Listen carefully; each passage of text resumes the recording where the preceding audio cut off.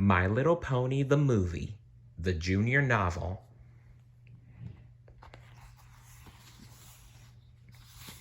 Chapter 21.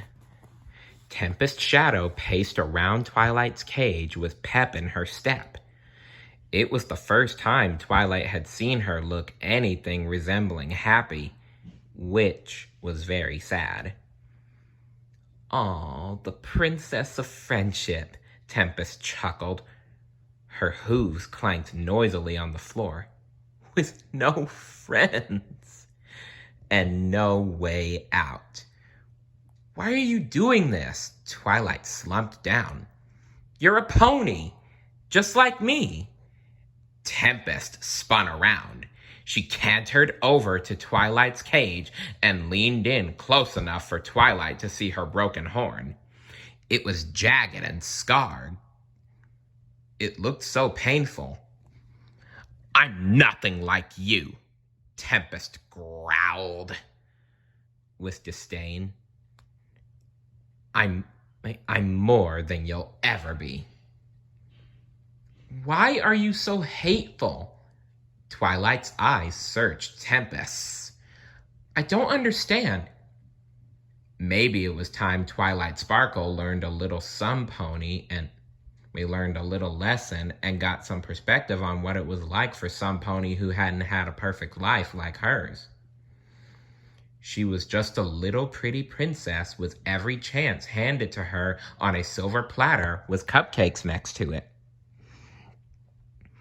"I once hoped for friendship, like you."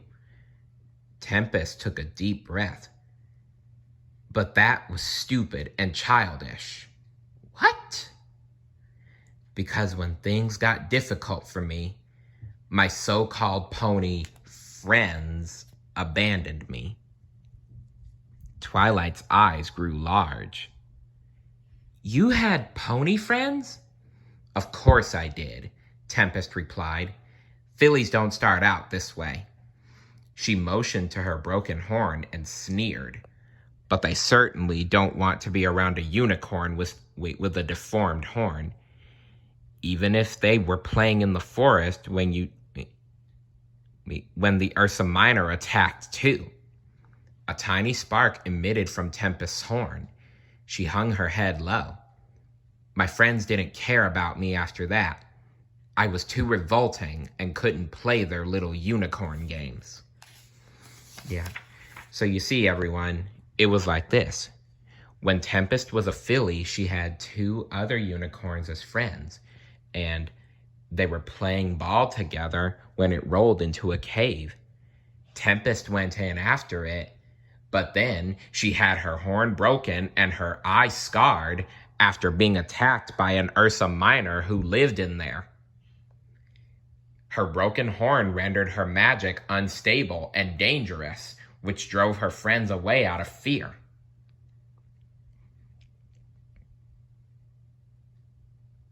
Yep, that's exactly what happened. Now I'm starting to feel bad for Tempest, and apparently so is Twilight. Listen to this next part and you'll see what I mean. "I'm sorry you felt so alone," said Twilight tenderly.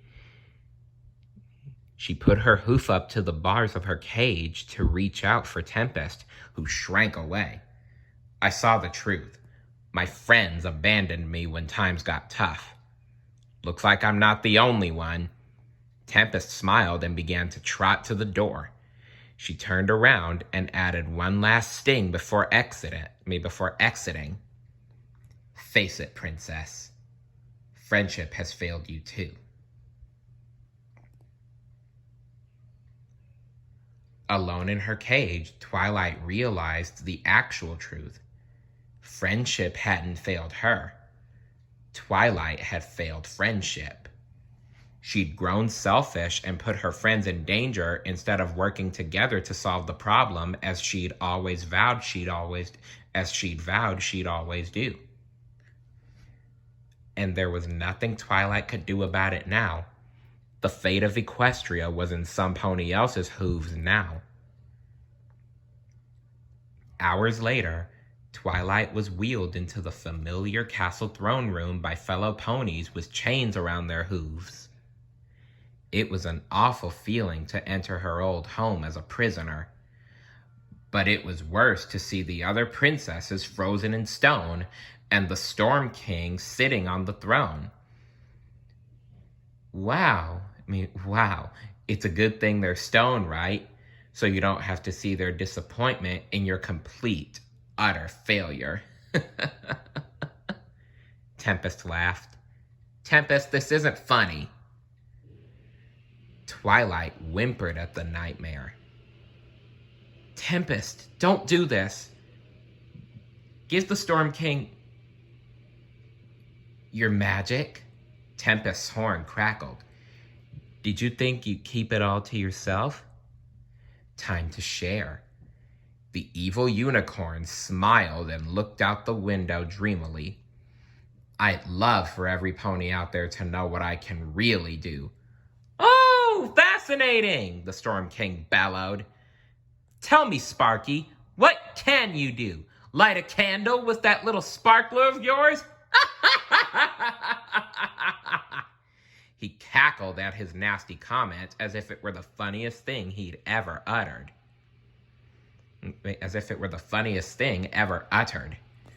Tempest shrank back in embarrassment.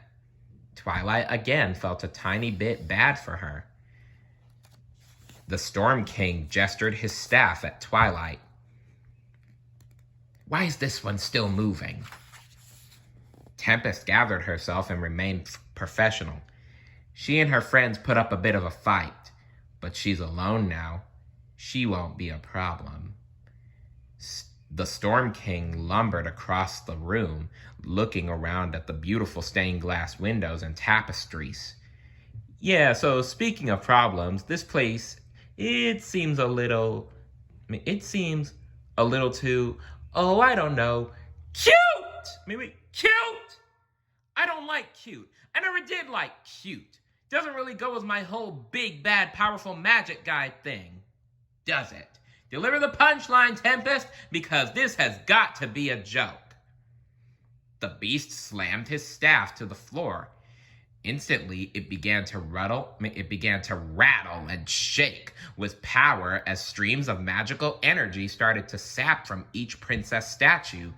Twilight gritted her teeth, trying to resist the magical pull of the object, but it was too strong.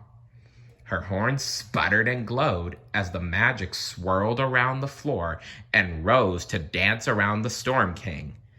The staff glowed brightly. It was fully charged. Wow!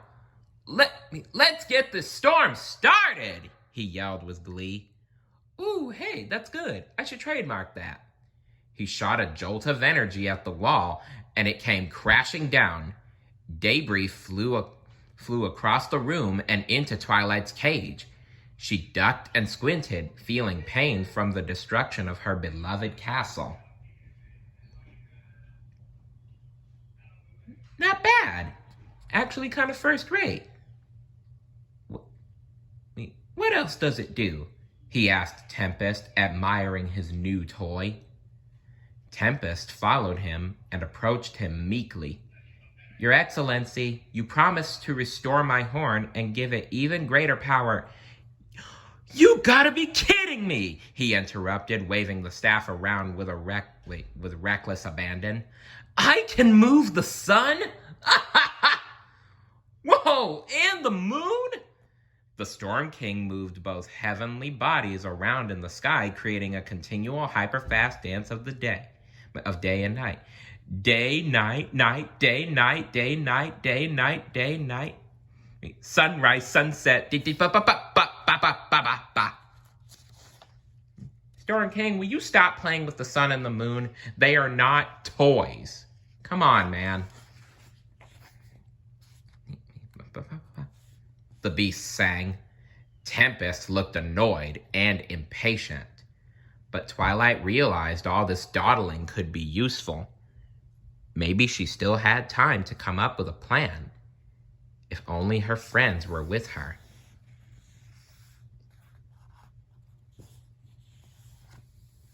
Stay tuned for chapter 22. See you later. Bye.